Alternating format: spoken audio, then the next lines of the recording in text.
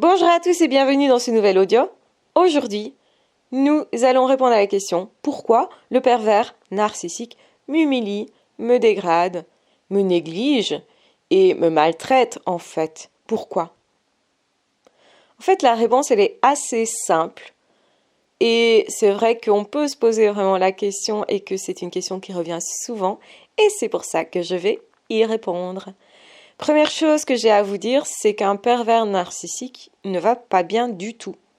C'est quelqu'un qui vraiment est en péril et qui a trouvé comme stratégie, et bien sûr ce n'est pas acceptable, de s'apaiser, en tout cas se soulager momentanément en se déchargeant sur les autres, en faisant porter aux autres tous ses problèmes, de façon à se faire croire à lui-même que son image est parfaite et que finalement ça va. Donc c'est vraiment un jeu de dupes et ils font ça pour ne pas complètement tomber en fait. Donc c'est quelqu'un qui va vraiment très mal et qui pourrait encore aller pire. Et donc ils vont passer leur temps à vous dégrader parce qu'ils ne connaissent rien d'autre comme rapport humain que des rapports de force. Ils ne peuvent pas imaginer qu'il puisse y avoir une relation de confiance. Ils sont incapables de faire confiance et incapables du coup de se lâcher et de comprendre la joie que c'est que de partager avec amour, avec bienveillance. Ça leur semble ridicule et du coup ils ne veulent pas aller là-dedans parce que pour eux ce serait extrêmement angoissant. Du coup, ils vont vous dégrader, vous humilier parce que vous devenez le porteur de leurs troubles. Il faut absolument que vous soyez en train de vous conformer à ce qu'ils désirent et ce qu'ils désirent, c'est vous faire porter leur propre noirceur. Et donc c'est pour ça qu'ils vont vous reprocher exactement ce qu'ils sont. Ils mentent beaucoup, ils vont vous dire que vous mentez beaucoup.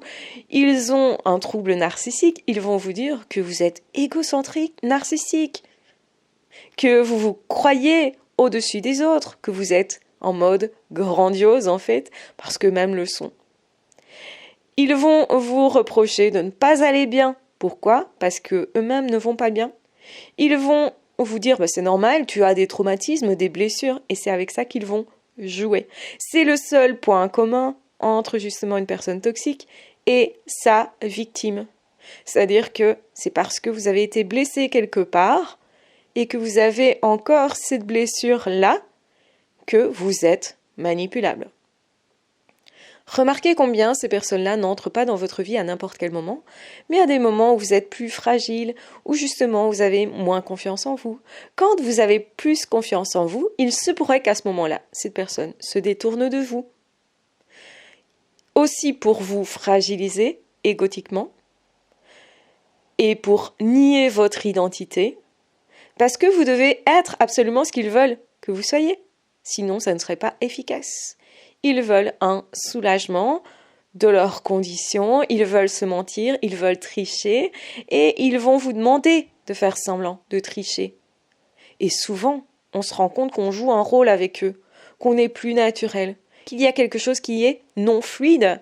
Eh bien, c'est parce que eux ne peuvent pas s'élever, ne pouvant pas dépasser leurs propres traumatismes, blessures, etc. Parce que souvent, ils nient tout ça, ils nient qu'ils ont un problème, du coup ils ne peuvent pas travailler sur eux-mêmes, du coup ils vont faire tout pour que vous soyez vous aussi en train de ne pas avancer dans votre vie et même de ressentir ce qu'ils ressentent.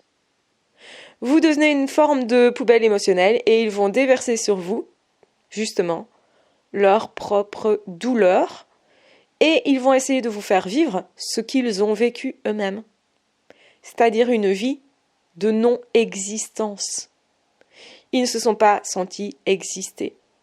Ils ne se sont pas sentis reconnus, si vous voulez, ni respectés. Et ils vont vous abuser de la même manière. Et donc, ils vont créer une confusion.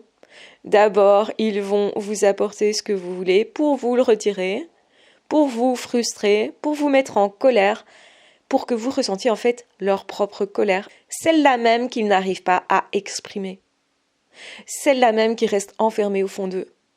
Ils vont essayer de vous faire vivre des blessures parce qu'eux-mêmes ne peuvent pas reconnaître ces blessures en eux.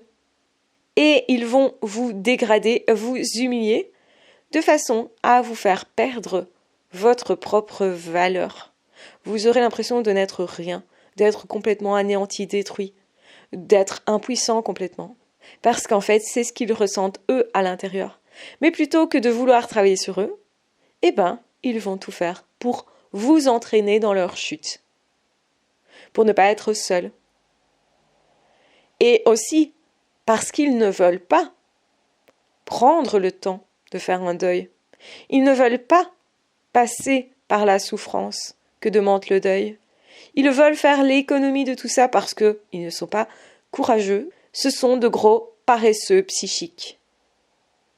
Et vous allez chercher à sortir de ça. Et ils vont se moquer de vos efforts psychologiques parce que c'est ce dont ils sont incapables.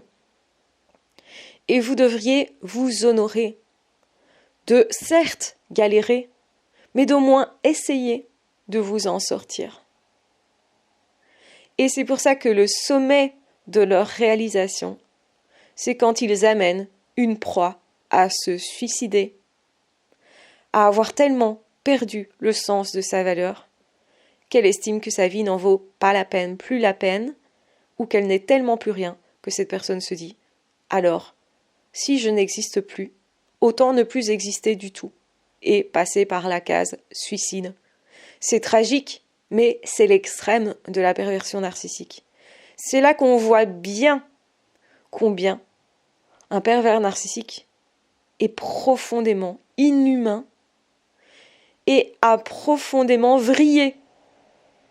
Parce que cette personne pourrait choisir plutôt de se réparer. Mais en fait, cette personne-là ne veut pas chercher en elle-même ses propres ressources. Et certes, vous êtes la personne la plus saine des deux. Malgré que cette personne vous dira toujours « Ah, mais je sais mieux que toi, je suis plus sain que toi », c'est toi qui as un déséquilibre mental. Votre déséquilibre, il n'est pas mental, en fait. Il est dû à l'influence de cette personne. Et donc, ce qui explique le soulagement dès que vous arrivez à virer cette personne de votre vie ou que cette personne, justement, s'en va. Et cette personne s'en va parce qu'elle constate que vous êtes finalement plus fort qu'eux. Parce qu'ils commencent à avoir peur, en fait, d'être manipulés. Voilà, je vous embrasse bien fort, je vous aime très fort. Maintenant, vous savez pourquoi ils vous humilient. Parce qu'en fait, ils tournent en rond dans leurs propres problèmes, ne veulent pas s'en sortir, et du coup, pour ne pas être seuls, ils veulent entraîner les autres avec eux-mêmes. Je vous embrasse bien fort, je vous aime très fort, prenez bien soin de vous, et on se retrouvera très vite dans d'autres audios ou dans d'autres vidéos. Ah, ciao, bye bye!